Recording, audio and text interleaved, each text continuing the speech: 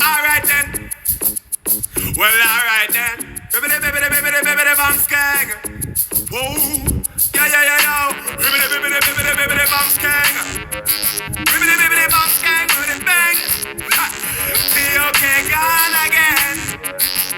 Just got paid and I got a little money to burn. Gotta get laid, gotta find me a sexy girl. So I don't know what the hell that was about, but I guess I just wanted to show you guys that I got paid, right? Let me show you exactly how much I got paid today. Just a little something. Let's see if I can mask this off and show you. As you can see, $448,890 from Pro Traders Fund Limited, right? So guys, for people out there that think you can't make money from trading, yes you can. This is just one of my accounts that I make money from. I have multiple prop firm accounts and I have a broker account that I hold most of my funds. So when you see me making those big profits, is because I have a broker account, but I also have a prop firm account. And then what I use is the prop firm account money is that I withdraw the prop firm account money to just, do stuff like if I need something to pay for, I need to go on a vacation, because I'm a businessman still. So my business is actually making money. So the money that I get from my trading is like additional money I can do whatever I want to do with it. You know what I mean? So, it's a great feeling when you work and you actually see the results, right? So this is what I do every single month. Like, this is the kind of money that I see every single month right now.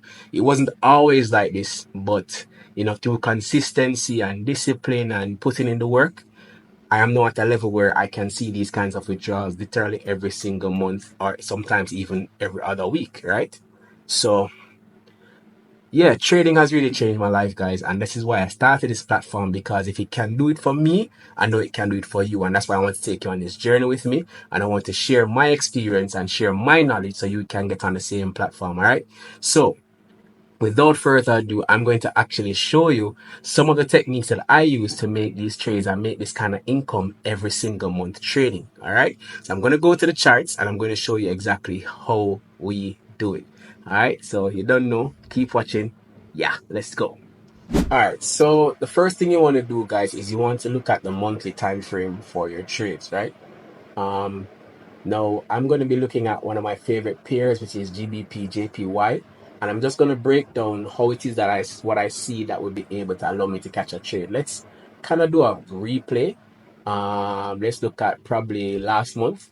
All right, so let me just show you like how it is that I'm able to catch these trades. So the first thing I look at is the overall picture, because what you want to do is you want to look at the overall picture to see what is happening in the market, right? Because the past data that is there in the market will give you an idea of what might happen currently or in the future. So what you want to do is you want to look at the monthly time frame, the higher time frames that gives you the overall move. So what we do is we mark off the first level, which is this resistance level right here. So price peaked here and then created a drop to about down here. Now what we notice is that right here, price has been bouncing off of this area. So 1, 2, 3, 4, 5. Price keep on bouncing from right here. And then we have this area here where prices is also bouncing from, right? So right off the bat, we know that price is in this is where price is currently, right?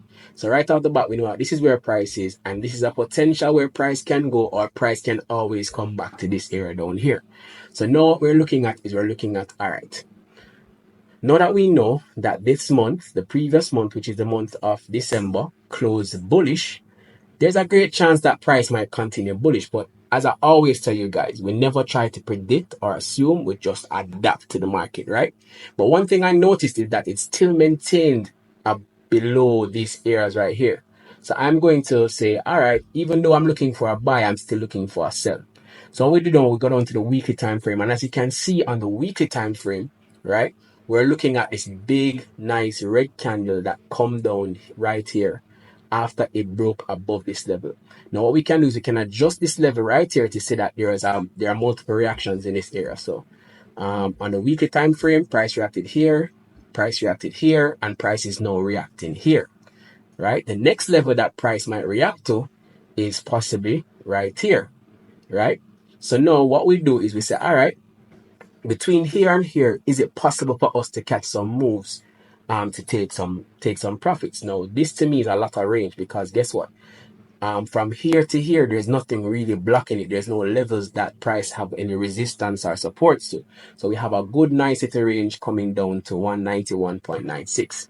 Now we got to the daily. Now, what you want to do, guys, is you want to use the monthly, the weekly, and the daily to see what your overall bias is. Your overall bias comes from the monthly, the weekly, and the daily, and sometimes the 4-hour candle. So you can use those higher time frames to decide what is your overall bias. However, when it comes on to taking the trade, you have to go to an even lower time frame. So right now we're looking at the overall bias, and as we can see, price rejected from here and is now pushing down with a strong red candle. For me, that's an indication that price is actually going to go down, or going to continue down, because it tapped right here, and once it tapped right here, I'm assuming that, okay, price is going to go down, right? But we still want to see more confirmation that price wants to go down. So what we do is we use a lighter line to just safeguard this area, to say, okay, price is approaching this area, price has tapped this area. And then what we do now is we go to the 4-hour time frame now to say, okay, price tapped this area right here, it went up, and then it came back to this area right here. It is now moving from this area, right? So now this area becomes what we will consider, let me fix that up. So this area now becomes what we consider forming a lower high. And remember, when it comes on to downtrends, we look for lower highs and lower lows, right? So we have a low right here, price came up and is now rejecting from right here. So now this is somewhat forming a lower high. But let us see what the next 4-hour candle does. So remember, our bias is already sells, right? So we're not looking for buys right now. We're just looking for sells, and we're looking for areas that price might react to. This is another area that price could react to, because as you can see, there's rejection right here, and right here. And as you can see right now, price actually tapped onto this area, which is indicating to us that there's a great chance that price might actually bounce from this area and come back down. So now we go to the 1 hour. This is now where we look at our entry confirmation. This is our entry area, right? So 1 hour, 30 minute, 50 minute, 5 minute, 1 minute. Those lower time frames now is when you start to look for your entries. So right off the bat, I'm seeing here where this long candle made that direction to the downside, right? But price is stuck in this area. So what I want to see now is I want to see price break out of this area, right? I want to see price break out of this area, do something like this, then do a retest of the area, and then continue to push down. So that's what I'm looking at for my trade. So right off the bat, I'd say let's wait until the 1 hour candle does something. The 1 hour candle is still in that area, and now this looks like it's a slight break, but I'm not comfortable with that break. So I want to, there we go. So now that I have this move, I want to see now price come back to this area, do a retest for me to take the price down, right? So what I do now is I go to the lower time frame, let's say the 5 minute, and now I'm looking for areas on the 5 minute where price can come back to for me to take a trade. If it doesn't come back to those areas, I'm sorry, I'm not taking a trade. So let's see what happens. Price plays out and price taps into that area, right? But I want to see a strong move away from the area. Remember, I've been telling you in the other videos that, listen, even though we have our support and resistance areas, we want to see strong reactions from those areas before we jump in a trade. You don't want price to just regain, just take the trade. No, you want to see how price actually reacts to the areas, right? So right now, price is moving and it is not reacting very favorably to the area. So the next area I'm going to mark off is possibly right here, that price can come to, right? So let's see how the candle goes. Let's see what happens. So I still don't like the moves of these candles. This nice move now gives me an indication that price wants to push down. So I'm going to take this trade. I'm going to put my stop loss above here, and I'm going to go for a 1, 2, 3. And the reason why I'm able to pass this line is because, guess what? Our overall move is actually done at this blue line here. But I know that price would react to somewhere around here at some point. So I'm okay with taking a 1 to 3, right? And then we'll see how price plays out. So press play. And there you go. TP hit. And this is how we're able to take these trades, right? What I look for is I look at the higher time frame for confirmation of my bias, my overall bias. If I see a bias where price is in sells, I'm looking for sells mostly, right? If I see where price is telling me buys on the higher time frame, I'm looking for buys mostly. And then what we do is so we look for that on the monthly, the weekly, and the daily time frames, and sometimes the 4 hour time frame, right? So after I've done that now, I go to the 4 hour and the 1 hour to see what the structure is like. Higher highs, higher lows, so on and so forth. And then after that, I'll go to the 1 hour, the 30 minute, the 15 minute, the 5 minutes, and even sometimes the 1 minute to see where my entry is.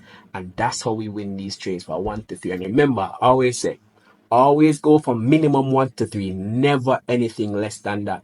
Always go for 1 to 3, because guess what? Once you go for 1 to 3, even if you lose 2 other trades, you're still break even. And the reality is that when it comes down to trading, you don't need to win all your trades. You just want to win at least 50% of them. All right. So that's typically how we do it on a regular basis. And that's how I was able to get that money. You know what I mean? So shout out to Pro Traders Fund. Link in my description below if you want to get funded with Pro Traders Fund. And I'm hoping that I gave you so much value today. If you want to see more content like this, guys, please like, share, comment, and subscribe to the channel. Build the thing, grow the thing. We're doing this for us. You know what I mean? Learn to trade JA. We're on a movement, and we're going to be doing great things. I don't know, cause I just got paid and I got the money to burn. Gotta get paid, gotta find me